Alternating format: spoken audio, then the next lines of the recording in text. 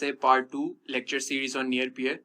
अभी तक आपने काफ़ी ज़्यादा वीडियोस में डिस्कशन देखी कि किस तरीके से डिफरेंट एस्पेक्ट्स हैं इंग्लिश ऐसे के, किस तरीके से आपने इंट्रोडक्शन लिखना है, कैसे आपने ऐसे को कंस्ट्रक्ट करना है। So you have basically gone through a lot of different aspects of English essay already. From here onwards, we're going to build on the foundation that you have already created in the lecture so far. और उस foundation के ऊपर, उस बुनियाद के ऊपर हम मजीद depth में जाकर ऐसे की मुख्तलिफ चीज़ों को, उसकी डिफरेंट एस्पेक्ट्स को और उसकी नुआंसेस को डिस्कस करेंगे और उनको डेप्थ में देखेंगे। आज की वीडियो का मकसद जो फिलोसफी ऑफ द ऐसे एग्जाम है, ये मेरे नज़दीक एक बहुत अहम एक नुक्ता है जिस पर बड़ी बहस की ज़रूरत है। तो हमारी जो डिस्कशन होगी वो इन एस्पेक्ट्स के गिर्द घूमेगी।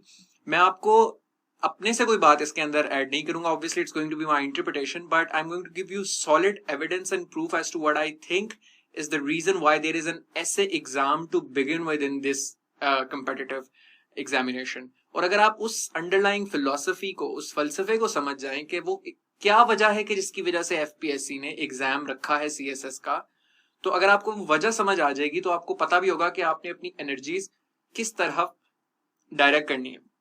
तो हम पहले एनालिसिस करेंगे ऐसे के सिलेबस का जो एफपीएससी ने दिया है, फिर हम उसको रिलेट करेंगे एफपीएससी के सिलेबस को जो अभी तक आपने पहले चीजें डिस्कस की हैं उनके साथ, और फिर हम एग्जामिनर्स रिपोर्ट जो डिफरेंट टाइम्स पे ऑफिशियल सीएसएस की एग्जामिनेशन रिपोर्ट्स निकली हैं 2014, 16, 17 और 18 में, उनका एनालिसिस करेंगे और उनकी बेसिस पे हम फिर इस चीज को डिड्यूस करेंगे कि ऐसे का एग्जाम रखने का मकसद क्या है। तो सबसे पहले अगर हम इंग्लिश ऐसे का कोर्स जो एफपीएससी ने दिया उसमें क्या कह रहा है FPSC? Candidates will be required to write one or more essays. It's always one because जब आपका क्वेश्चन पेपर आता है उसके ऊपर लिखा होता है attempt one essay. A wide choice of topics will be given. Candidates are expected to reflect comprehensive and research-based knowledge on a selected topic. Candidates' articulation, expression, and technical treatment of the style of the English essay writing will be examined. अब हम इसको, अगर वो बातें जो अभी तक हमाद ने आपके साथ ऑलरेडी डिस्कस की हैं कि वो जो 3 एस्पेक्ट्स डिस्कस किए थे बेसिक इंग्लिश, कंटेंट और स्ट्रक्चर के, तो इसके सिलेबस के साथ उसे कॉरेस्पॉन्ड करें, तो जिसको एग्जामिनर आपकी आर्टिकुलेशन, आपका एक्सप्रेशन कह रहा है, वो आपकी इंग्लिश की जो लैंग्वेज की कमांड है, आपकी लिंग्विस्टिक कमांड, उसके अंदर कवर होता है।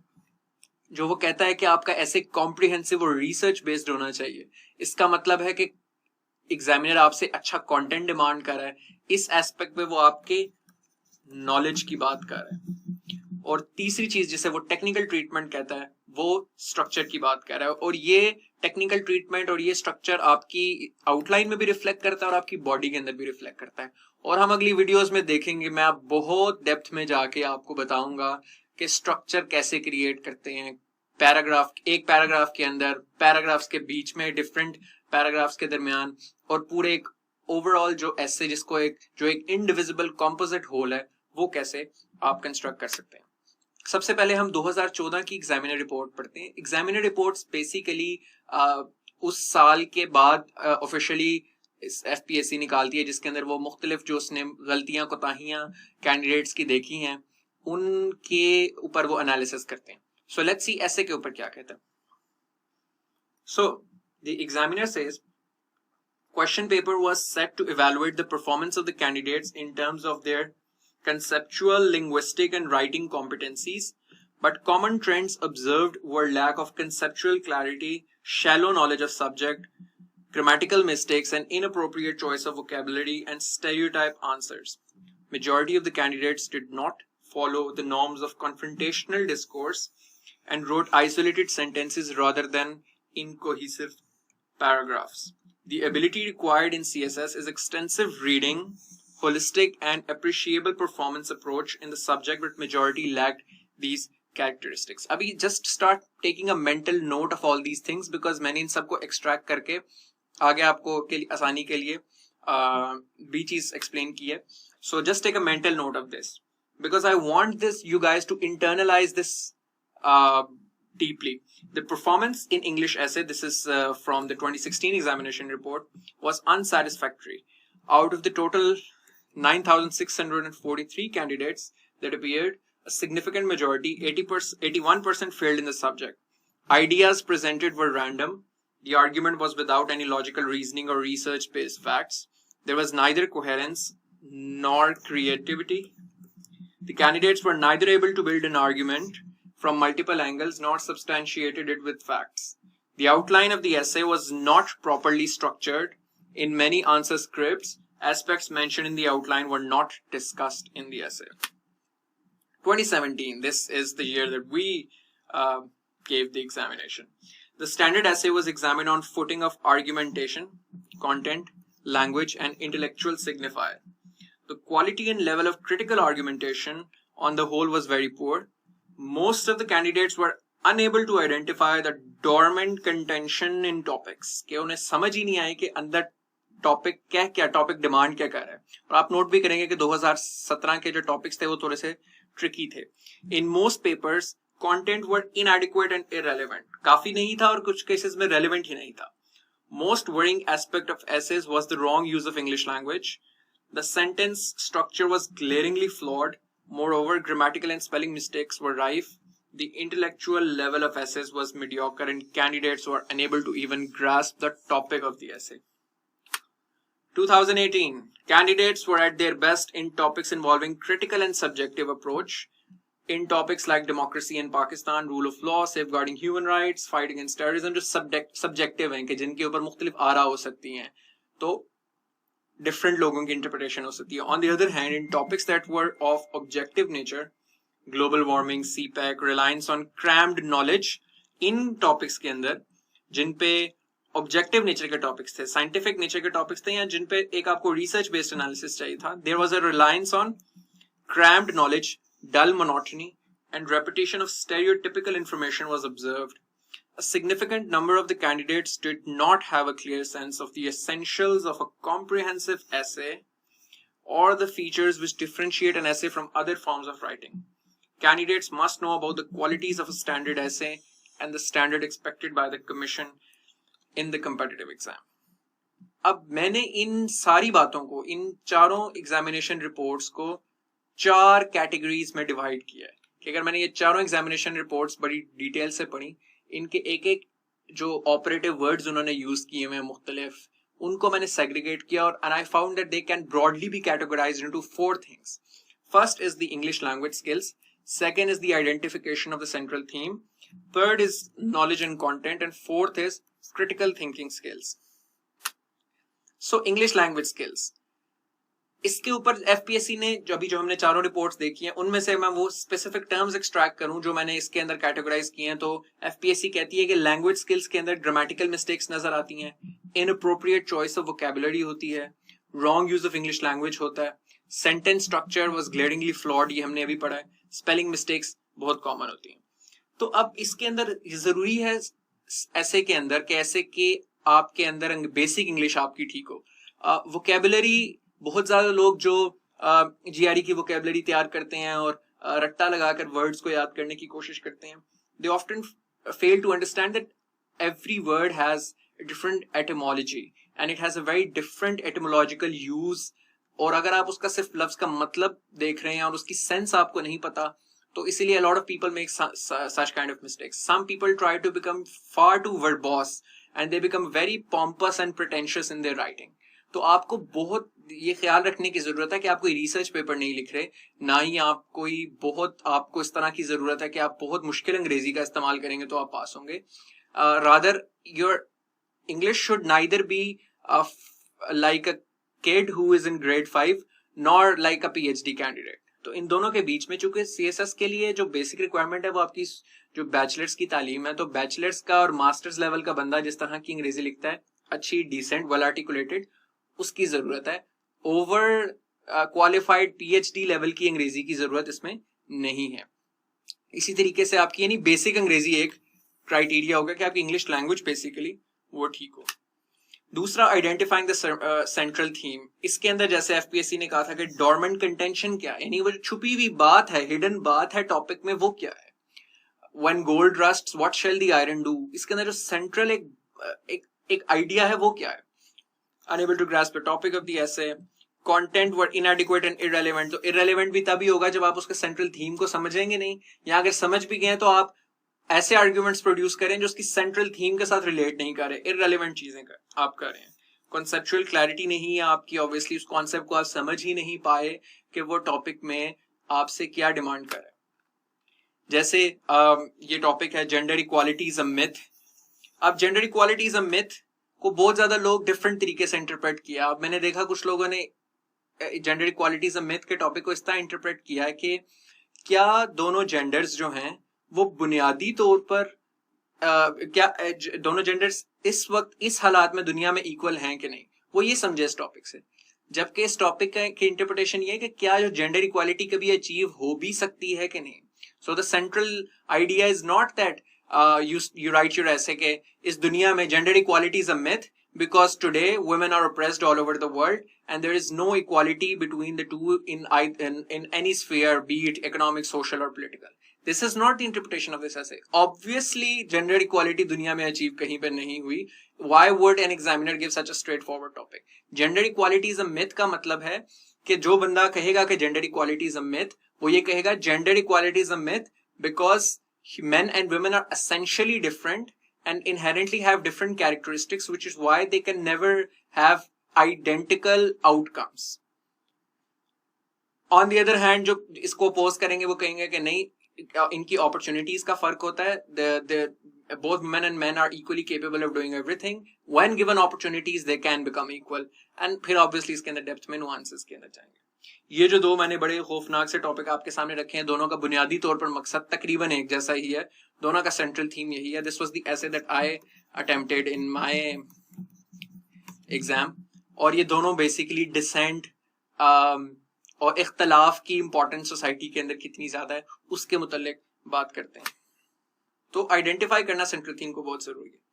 तीसरी चीज जो बहुत अहम है, आपका नॉलेज एंड कंटेंट के ऊपर बात है. इसीलिए एफपीएससी अपनी एग्जामिनर रिपोर्ट में लिखती है कि बहुत ज्यादा लोगों का शैलो नॉलेज है, रिसर्च बेस्ड फैक्ट्स नहीं होते, स्टेरियोटाइप आंसर्स. ये बहुत अहम बात है. हमारे यहाँ जो चूंकि एक कल्चर भी पाया जाता है कि लोग अकेडमीज में जाते हैं, नोट्स ले लेते हैं, ये चीजें करते हैं, और कहीं पर भी ज्यादातर ऐसे राइटिंग का स्किल नहीं सिखाया जाता because it's convenient to just give out the notes.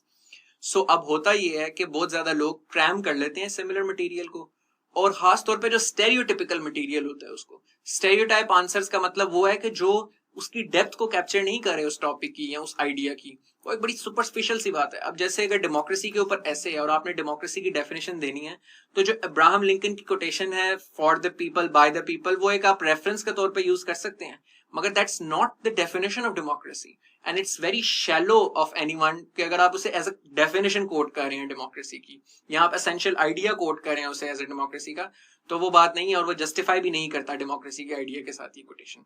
और चूंकि हर बंदा, और ऑलमोस्ट एक रवायत है कि हर बंदा डेमोक्रेसी को डिफाइन करते हुए ये कोटेशन लिख के तो डिफाइन कर आता है, तो that's what a stereotypical answer is, that something that is not actually reflective of what the topic demands, and at the same time it is being produced en masse by the people owing to the fact कि लोगों को लगता है कि ये उसका idea, but that's not actually the case. Creativity नहीं होती लोगों की, इंटेलेक्चुअल लेवल बहुत मीडियोकर है, और इंटेलेक्चुअल सिग्निफायर और कंटेंट के मुतालिक एफपीएससी ने मल्टीपल टाइम्स हिंट किया. चौथी चीज क्रिटिकल थिंकिंग. मैंने इसको आर्ग्यूमेंटेशन, आइडिएशन और फ्रेमिंग का नाम दिया, और ये हम पढ़ेंगे डिटेल में कि आर्ग्यूमेंट क्या होता है, कैसे कंस्ट्रक्ट किया जाता है. एफपीएससी कहता है कि norms of confrontational discourse follow नहीं हुए. अब इसके ऊपर मतलब this is not a very commonly known term confrontational discourse. It's very peculiar idea that certain people have disagreement as well what it constitutes, but basic उसका idea ये है कि आप अपने आर्ग्यूमेंट को या अपने मुद्दे को, आपने अपने टॉपिक में जो अपना स्टांस लिया है उस स्टांस को आपने आखिरी हद तक, आखिरी दर्जे तक जाकर साबित करना है. आपने अपनी दलील, अपना इस्तदलाल इस तरीके से पेश करना है उस टॉपिक के, उस मौजू के मुतल्लिक कि उसके मुतबादिल या उसके मुतजाद जितने और नुक्ता नजर हैं आप उन सबको शिकस्त दे दें. You have to prove your argument to the fullest in such a way that you convince and you persuade the reader कि इसके अलावा जितने और नुक्ताए नजर हैं वो ठीक नहीं है. Confrontational discourse है ना, you confronting all other aspects as well. So you're basically essentially saying that your argument, your top, जो आपका पूरा essay है should be so logically sound argumentatively convincing and persuasive value should be high, इतनी के आप convince कर लेंगे यही आर्ग्यूमेंट ठीक है। सो इसी तरह वो मल्टीपल टाइम्स और भी जब रेफर करता है एफपीएससी के अंदर तो कि आइसोलेटेड सेंटेंसेस हैं रादर देन कोहेसिव पैराग्राफ्स, तो कोई आपस में लिंकेज नहीं बन रहा। और ये मैं आपको बड़ी डिटेल में साइन पोस्टिंग जब सिखाऊंगा तो उसमें बताऊंगा कि कैसे आपने आइसोलेशन नहीं करनी और कैसे आपस में एक कोहेजन आपने लेकर आनी है। कोहेरेंस, दोबारा उसने बात की, आइडियाज प्रेजेंटेड और रैंडम आइडियाज ना हो, लॉजिकल रीजनिंग, हम ये भी देखेंगे कि लॉजिकल रीजनिंग क्या होती है। तो ये वो बात है कि जैसे एक पैराग्राफ के अंदर बात होगी, अब जैसे अगर एक टॉपिक है democracy and illiteracy do not go together, तो उसके अंदर आप एक पैराग्राफ अगर लिख रहे हैं तो आपने ये क्लेम किया है कि democracy and illiteracy do not go together, फिर आप उसका एविडेंस क्या दे रहे हैं इस बात का, वो एविडेंस आपकी लॉजिकल रीजनिंग होगी, वो एविडेंस आपकी कोहेरेंस क्रिएट करेगा, वो एविडेंस आपकी कोहेजन पैराग्राफ के अंदर क्रिएट करेगा। द एविडेंस कुड बी के for instance you present a fact कि ये जी there is a positive correlation between countries with high illiteracy and low levels of democracy, तो वो आप कोट करेंगे एग्जांपल्स, एग्जांपल कोट किया आपने, फिर आप आगे सेंटेंस के साथ उसे कनेक्ट करेंगे कि this evidence proves that how illiteracy and democracy do not go together. फिर आपने ये एविडेंस दिया, इसके अलावा आप आगे भी साबित करने के लिए मुख्तलिफ आर्ग्यूमेंट्स यूज करेंगे कि आप साबित करें कि इलिटरेसी और डेमोक्रेसी का आपस में किस तरह रिश्ता नहीं है, या इसके कॉन्वर्सली लिटरेसी और डेमोक्रेसी का आपस में कैसे रिश्ता है। तो वो आप बेसिकली डिफरेंट टेक्निक्स यूज करते हैं जो हम आगे देखेंगे, उनके अंदर बिल्ड करेंगे। एक दूसरी चीज ये बहुत अहम है, अब जैसे लेट्स से कि ये हमने बात की कि अगर आपने एक पैराग्राफ लिखा है कोई, तो उस पैराग्राफ में ही अक्सर कोहेरेंस नहीं होती और वो आइसोलेटेड सा होता है इन अ वे कि वो पैराग्राफ पिछले पैराग्राफ से कैसे रिलेट कर रहा है, वो पैराग्राफ टॉपिक से कैसे रिलेट कर रहा है। आपने हर पैराग्राफ को इंडिविजुअली पिछले पैराग्राफ से भी लिंक करना होता है और टॉपिक से भी लिंक करना होता है, ये बहुत अहम है। और दूसरी चीज ये कि आपके जो मुख्तलिफ डिफरेंट पैराग्राफ्स हैं वो सारे टॉपिक के साथ रिलेट कर रहे हो, तो और एक बात इसके अंदर ये कि आप मुख्तलिफ डिफरेंट आर्ग्यूमेंट्स यूज करते हुए अपने टॉपिक को प्रूव करें। तो क्रिटिकल आर्ग्यूमेंटेशन का स्किल इसके अंदर जरूरी है। क्रैम्प्ड नॉलेज, डल मोनोटनी और रेपिटेशन नहीं चाहिए, मल्टीप्लिसिटी ऑफ आर्ग्यूमेंट्स चाहिए, डाइवर्सिटी ऑफ एविडेंस चाहिए। फिर एक बात आउटलाइन से रिलेटेड जो की है कि आउटलाइन का स्ट्रक्चर सही अक्सर नहीं था, और जो एस्पेक्ट्स आउटलाइन में डिस्कस किए हैं वो ऐसे में डिस्कस नहीं किए, तो ये भी एक बहुत बड़ा क्रिमिनल फ्लॉ है। अब मैं आपको इन जितनी हमने डिस्कशन किए या चीजें देखी हैं उससे चार जो चीजें हमने डिड्यूस की हैं उसमें मैं आपको बताता हूं अपना नुक्ता नजर। मेरे ख्याल से इंग्लिश ऐसे में एक प्री रेक्विजिट तो है कि आपकी बेसिक अंग्रेजी ठीक हो, आपका सेंटेंस स्ट्रक्चर बुनियादी तौर पर ठीक हो, आपको has, have, is, are, am, S या ईएस या फॉर्म्स ऑफ वर्ब्स कैसे यूज करनी है, बुनियादी इंग्लिश आपकी, बुनियादी लैंग्वेज आपकी ठीक हो, उसमें बेसिक कोई एरर्स ना हो, बहुत फंडामेंटल इंग्लिश के गलतियां ना हो। अगर आप में वो गलतियां हैं तो आप सबसे पहले अपनी ग्रामर पे काम करें, ओवर टाइम अपने आप को डेवलप करें।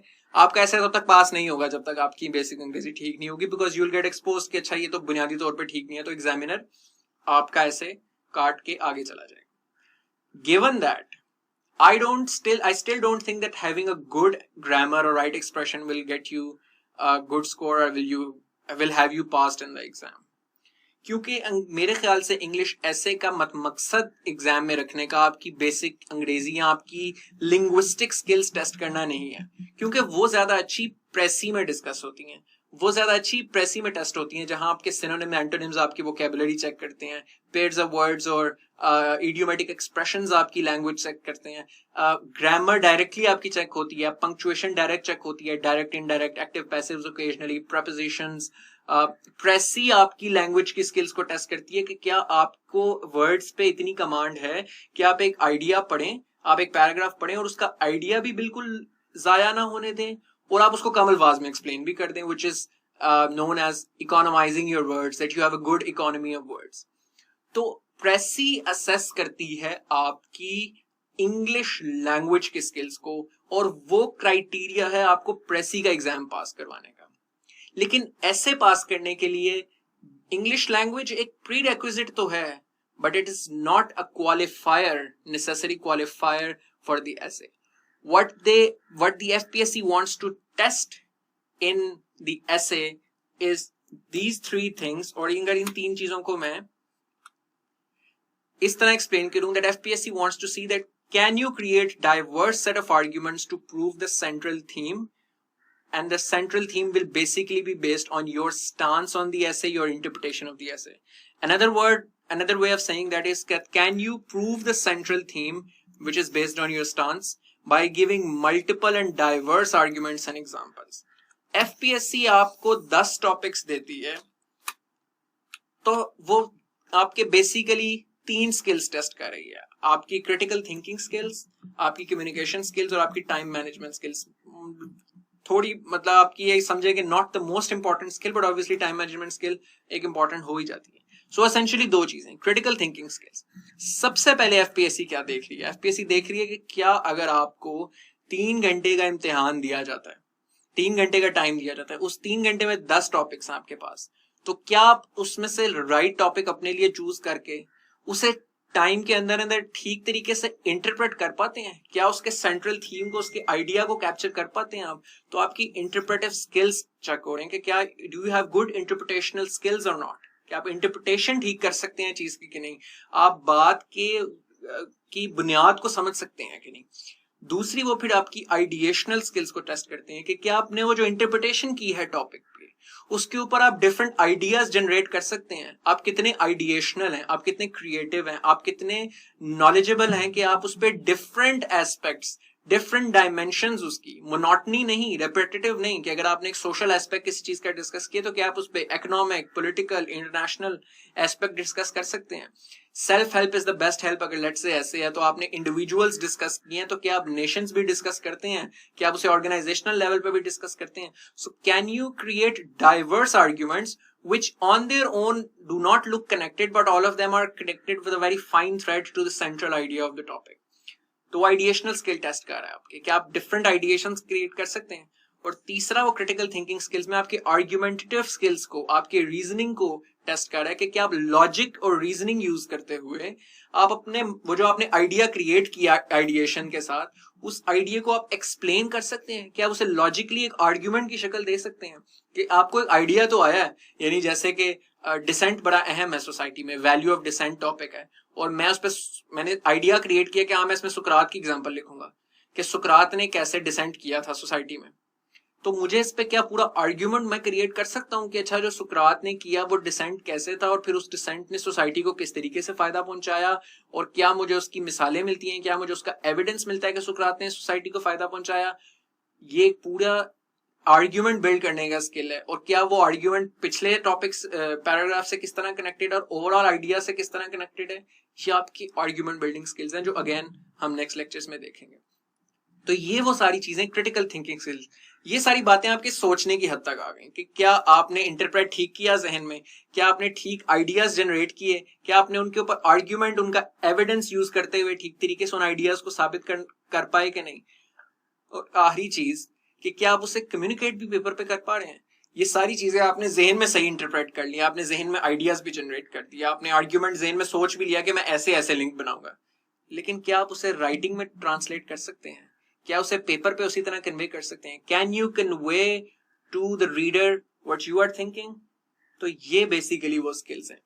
So essay is a test of your ability to create diverse set of arguments which on their own might not seem connected, but you construct them in such a logical, reasonable fashion that when they are presented in the form of paragraphs, sequenced in a particular way, structured in a particular way, that they become an indivisible composite whole that completely explain the topic in its entirety in such a fashion that an impression is left on the minds of the reader that what this person is saying is absolutely true. So ये आपका required है ऐसे के अंदर, एक topic को सही तरीके से समझना और उस पे डाइवर्स आर्ग्यूमेंट्स इस तरीके से क्रिएट करना कि वो लॉजिकली आपके टॉपिक को आपके स्टांस के कॉन्टेक्स्ट में एक्सप्लेन सही तरीके से कर रहे हो. Those of you who are familiar with my style of teaching in other courses know that I occasionally hand out a lot of different resources. So what I've started doing in this particular lecture series is that at the end of every lecture, I'm going to select a theme and I'm going to give you some random videos. There could be on your self-motivation and there will be on important knowledgeable concepts as well. हम कभी किसी history का figure पकड़ लेंगे, कभी कोई पकड़ लेंगे. तो आज की थीम है learning, and I would recommend you guys to watch the videos that I recommend to you guys.